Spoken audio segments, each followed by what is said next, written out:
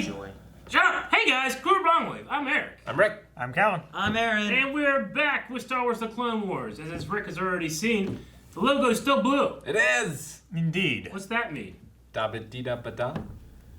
No, logo's blue, not you. Oh, well. Droids!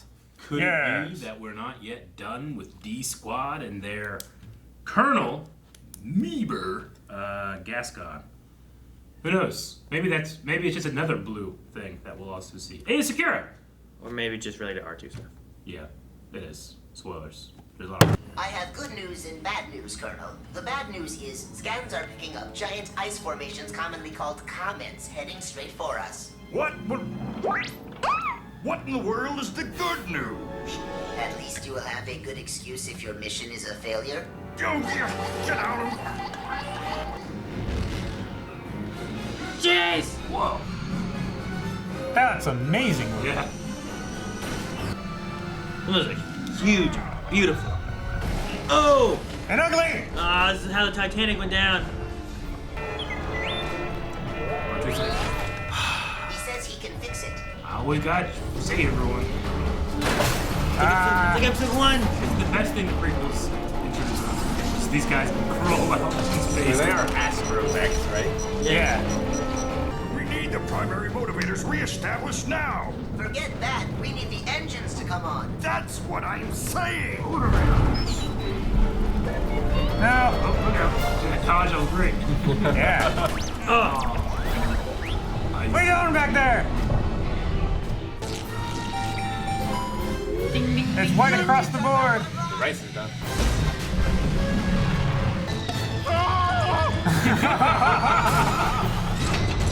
No!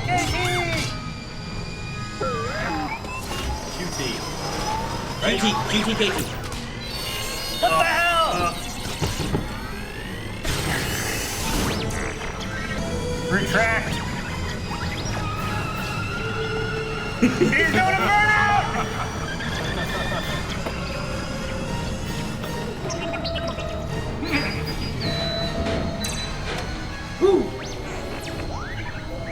Oh, it is Clone Wars.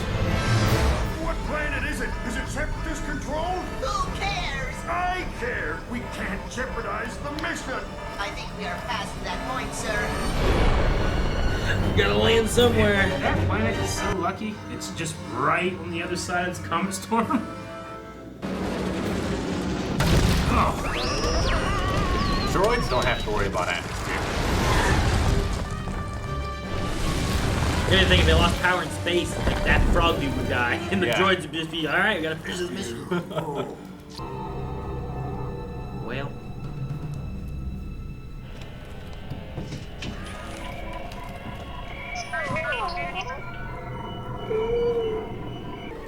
Hey, where are you going, soldier? This way He looks much says we easier. have to finish our mission. that way. Haha! got I you. have your toy! Check us out, bitch. Where did you get Follow that? me if you want That it. is classified material. Beast, pop your top. I will not let you droids commandeer my mission. Poppy top. This is a kid show. So hot.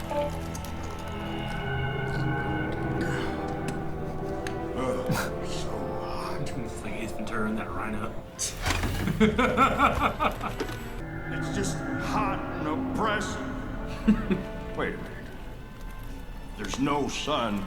How do we know which direction we're going? You set your directional guidance to straight?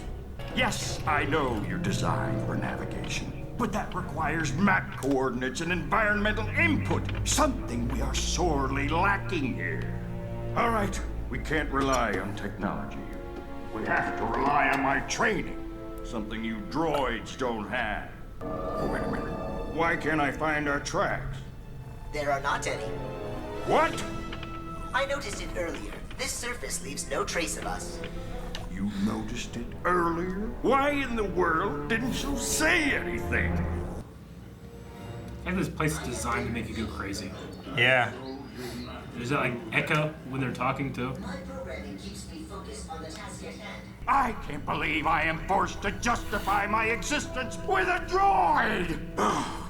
I'm at the end. I can feel it. All I ask is that you just let me die with dignity. Is that possible?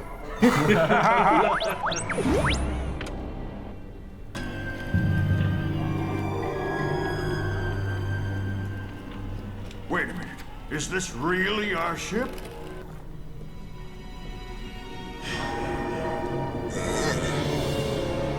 Oh no, another astromech. No, it is not our ship. No, no, no, no, no! R2 is right. This is what happens when you stay at the ship. Why is this happening to me? What's that movie? Flight of the Phoenix? Yes, Queen? Yeah. Well, I mean, the one before that too.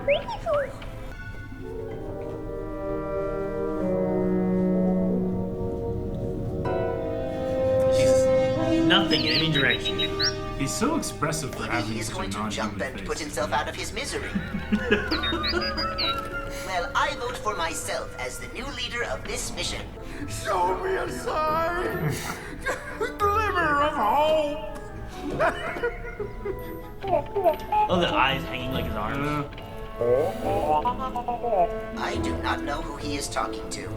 Maybe whoever programmed him. Mirage. Now? Well, there! I see something! Oh, a village! Man, he's way ahead for having such short fucking legs. I do not see anything either, R2. He should have jumped. I thought you said it was a kid's show. It's cold.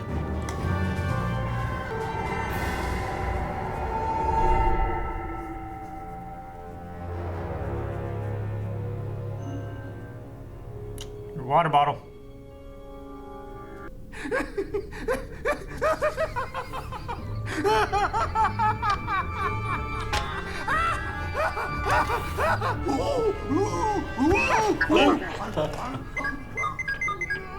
Life is a void. We search and search for answers, but there are none. Hope is just an illusion, Whack. Death is the only certainty. Giving up is not in my programming. You know what? You are more than just a pilot, Whack. I knew it! Losing it. I knew it!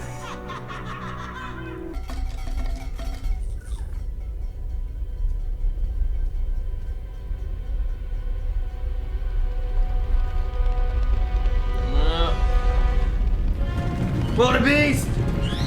Flamingos! This is our way out of the void! You have lost your minds, Colonel! No! This is our only hope! We've got to stop following my training or your programming and follow the bird's instincts! Grab hold! Jeez! He has a lot of faith. How did you know, Colonel, that these creatures Gonna would waste get your us out farm? of the void? You've got your programming, I've got my training. But these creatures, they have their instinct. They know how to survive out here. So skinny. It's cool. It's like it's all carved out of the salt or whatever. I don't believe it. Those mechs beat us here. Stupid, lucky droids. Just like you said, Colonel. Tell you what, Whack. Why don't you get the squad ready to roll? After I rehydrate myself. That'll be all, Corporal.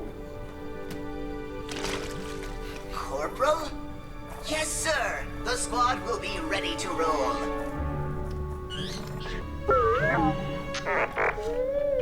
That is Corporal Whack to you, soldier. And I will not tolerate insubordination. Went to his head real quick. I got this. All right. Surprise part 2, Rick. Surprise part 2. You didn't know you needed It's it. actually surprise part 3. Yeah. This is famously A Sunny Day in the Void is the name of the episode. It's famously George Lucas's favorite episode. Really? Really? He absolutely fell in love with the idea of just like these droids in nothingness, and what can we do with that? And they're like, we can't do anything with that. He's like, I know. Good luck. And just left, and they had to figure it out. And he like, you know, if you follow some of his early work, like especially his student film, THX 1138, he has some similarities in terms of the shots and the hopelessness and stuff like that. So. Yeah, it's one of the things that he just loved coming in and being like, I want to do Godzilla. They're like, what? And he's like, good luck, you know? This time he's like, they're going to crash land on this planet where you get driven crazy. Yeah. Good luck, you know? There's nothing. And he gets to have these people, like, have this challenge to figure out what they're going to do. Just something about, like, the off-orange, yellow sky and the No sun. footprints, no sun. You can't tell if it's hot or cold. It's just dust and Yeah. wind. And Yeah, you're like, is it desert? Is it rock? Yeah. Is it ice? Is it... echoes. No, what is this stuff? Crystal. Is it hell? like Meeber thought. I like him talking about, like, am I already dead? Maybe I died. It's very existential for a children's show, yeah. Yeah. Yeah, it's very Flight of the Phoenix, but with 4 characters you can't understand and 2 that are unlikable. Yeah. Also, You don't like KT? Hmm? I'm kidding. also reminded me a little bit of Pirates of the Caribbean when he went into that like that world white. tour. Yeah. Reminded me of that. Yeah, I agree. Yeah, I mean, look, this isn't anybody's favorite arc except for George Lucas. You know, I don't think I've ever rewatched this arc, but for some reason, I enjoy Meeber Gascon like twice as much as the first time I watched it. I don't know why. There's just something about him that's just really funny to me. Just watching him suffer is so entertaining. He suffers more than any character Yeah. on Clone Wars. Well, and I love, like, Wax, like, commentary on him, too. Like, 1, training and programming and the difference between that. Yeah. And then 2, it's like, oh, what's he doing up there? Huh, maybe he's going to jump. Nah, he should have jumped. You know? Like, Yeah. But he also didn't, like, he didn't leave him. But I don't know if that's because the Yeah. others left him, you know? Or, Yeah, like, if he yeah. would have been leader, would he have not left the commander, too? I don't know. Also, I like the physical comedy of his character as well. Yeah. Like, just the way that his body emotes. It's so expressive. It's like his entire body is part of his face. Oh, almost. Gaston? Yeah. Yeah. With his eyes and stuff. I love when he, like, hangs down over the thing and his eyes are hanging down off of it, too. Well, you have that, but then, like, when he's elated, he thinks he sees the town, he's just leaping for joy. Yeah. It's like doing cartwheels and stuff. They're just, he's in the background. You can just see him moving like that, and they're just like, all right, he's in charge, I guess. But yeah, the episode. This arc is interesting, but the episode just has a lot of like this abandoned town that seems to be carved out is interesting. The bird-like creatures that they really remind me of the Jurassic Park Alaminos scene when they just look at them, look just like birds, and then they're just there, you know. You have the crash ship as well. The other crash ship, the comet storm in the beginning, which is That was pretty- beautiful. Yeah, Visually very interesting. never seen anything like that in terms of a look to Star Wars. Maybe I don't know. Yeah, I mean, it's kind of that thing in Star Wars where like all of this stuff is, you know, hyperlanes exist because we've mapped them.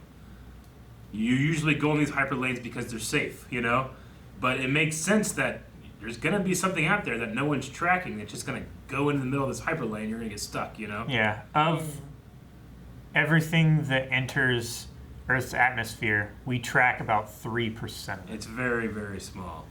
And we can't see anything coming from the direction of the sun. Yeah. Nothing.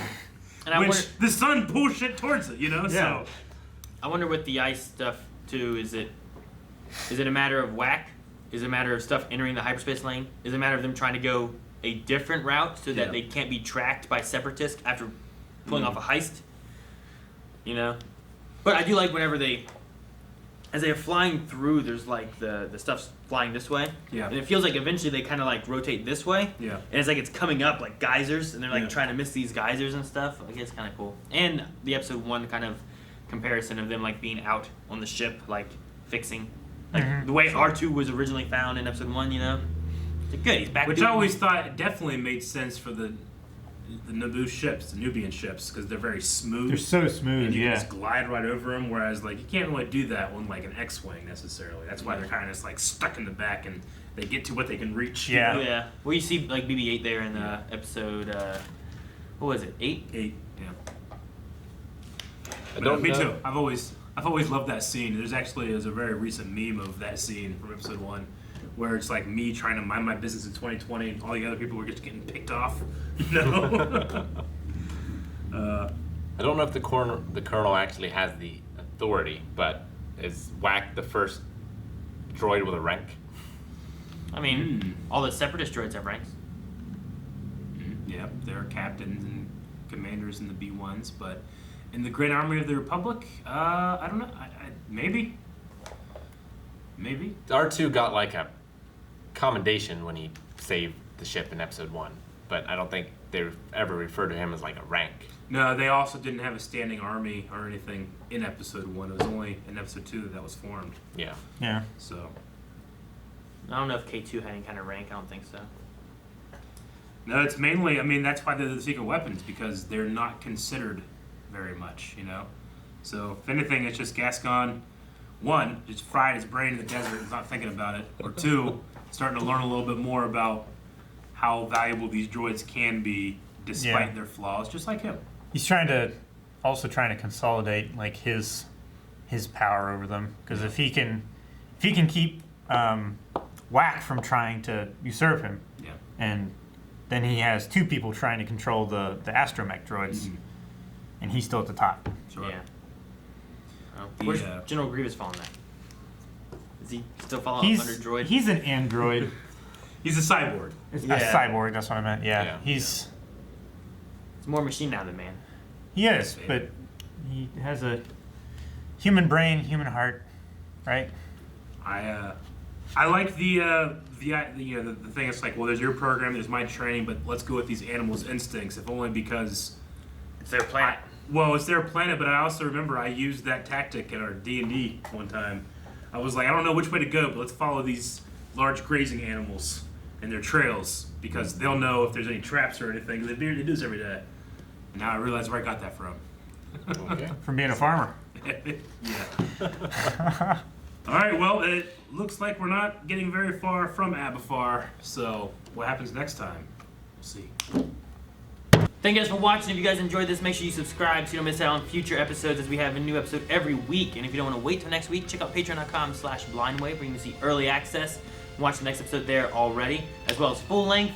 And then check out twitch.tv/blindwave, where we've also streamed some of our stuff. We did some D&D stuff for Star Wars as well, which is cool. Check out all that.